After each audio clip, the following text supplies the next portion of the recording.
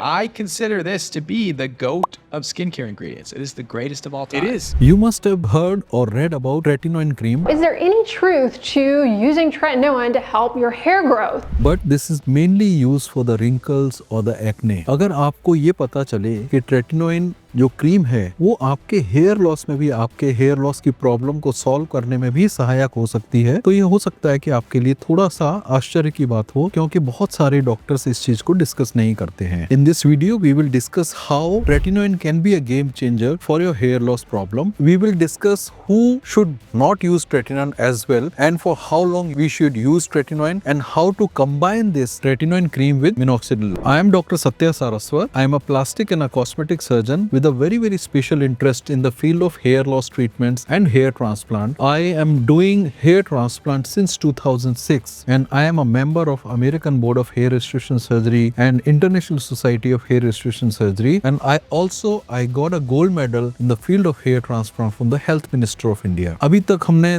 more than 3000 hair transplants किए हैं, thousands of hair loss patients को भी साथ में ट्रीट किया है, और बहुत सारे डॉक्टर्स को भी इस फील्ड में ट्रीट किया है। इसी तरह के और भी इंफॉर्मेटिव वीडियोस को देखने के लिए इस चैनल को जरूर सब्सक्राइब करें। Tretinoin is a vitamin A derivative. ये विटामिन ए से ही निकलने वाला एक केमिकल है। इसका मेन यूज एंटी एजिंग और एक्ने में है, जैसा कि हम सभी लोग जानते हैं that tretinoin is used for specially for the acne. But do you know that it increases the cell turnover rate also, it improves the blood flow in the scalp as well, and it stimulates the follicles by removing the blockage here also. In combination with minoxidil, it can increase the absorption of minoxidil by up to 3 times. ये कोई एकदम random fact नहीं है. There was a study done about this in 2020, and this showed how tretinoin helped in increased absorption of minoxidil, because minoxidil can sometimes be absorbed less, and उसकी वजह से कई लोगों में minoxidil का proper effect नहीं आता है. Please like this video if you like to watch such informative and useful videos. सबसे पहले हम 3 मिथ डिस्कस करेंगे ट्रेटिनोइन के बारे में कि अकेला ट्रेटिनोइन क्या हेयर्स को वापस ग्रो कर सकता है. So this is a wrong myth which is going on sometimes in the social media. एक और मिथ है कि ट्रेटिनोइन क्रीम लगाने से परमानेंट हेयर की शेडिंग हो जाती है. Again this is a wrong thing which is wrong information or a myth which also again many people think that this is true but which is not. And the last myth is that you need to apply tretinoin cream every night before the sleep or every day. That again is a wrong fact. Tretinoin कोई अपने आप में stand alone hair product नहीं है. ये एक तरह का आप समझ लीजिए कि इफेक्ट ऑफ मिनॉक्सिडिल को एनहेंस करता है, but it's not the driver of the hair loss treatment और a stand alone hair loss solution. The best results with tretinoin are seen if you apply it with minoxidil but under the supervision of a doctor. आइए देखते हैं कि tretinoin कैसे work करता है. Scientific facts इसके बारे में क्या कहते हैं. आप ये समझिए कि आपकी जो स्कैल्प की स्किन है, it is a very tough structure and minoxidil has to go inside and improve the blood flow.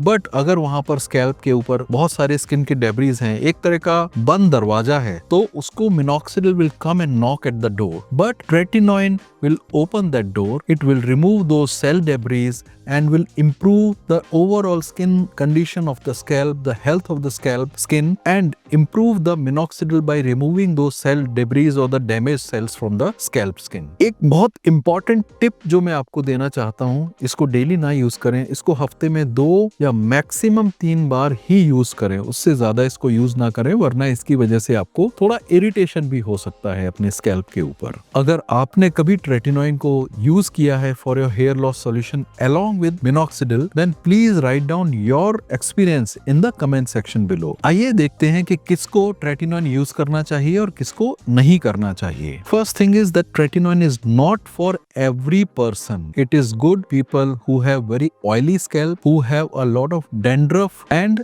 if you have a very early hair loss stage. बहुत एडवांस स्टेज में ये बहुत ज्यादा काम नहीं करता है. किसको इसको अवॉइड करना चाहिए? अगर आपका स्किन बहुत सेंसिटिव है, if you have open wounds on your scalp, or if you are having problems like psoriasis or eczema, और बहुत ज्यादा आपको किसी भी वजह से बार बार folliculitis की प्रॉब्लम होती है, in those kind of cases you should not use tretinoin. एक बहुत इंपॉर्टेंट चीज और है कि पहले स्कैल्प पे यूज करने से पहले ट्रेटिनोइन की एक छोटी सी मात्रा को लेके कान के पीछे लगाना चाहिए. This is known as patch test. Also if you are using micro needling for your hair loss, then you should not use tretinoin, because micro needling एक तरह से ओपन पोर्स करता है स्कैल्प के अंदर, एक कंट्रोल्ड इंजरी क्रिएट करता है. ऐसे में अगर आप ट्रेटिनोइन यूज करें तो ये आपको कभी कभी नुकसान कर सकता है. So you always should consult about this with your doctor. अब इसको लगाना कैसे चाहिए? हम एक 3 नाइट का सिनेरियो लेते हैं. फर्स्ट नाइट को मिनॉक्सिडिल लगाएं 1 ml ड्रॉपर से,